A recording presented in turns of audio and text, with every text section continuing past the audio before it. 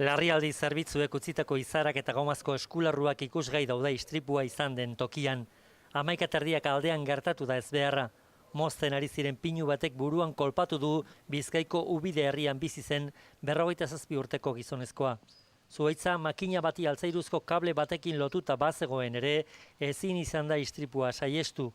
Larrialdi zerbitzuak iritsi direnean bizirik zegoen oraindik, baina saiatu badira ere bertan hila erreka ertzean. Lau beharginek osatutako taldeak bizpahiru egun zeramatzan lanean erreka ondoko zenbait zuhaitz mozten. Aurreko elurteetan kalte gehien jasandakoak eta ondoko baserri gainera erortzeko arrisku handiena zutenak.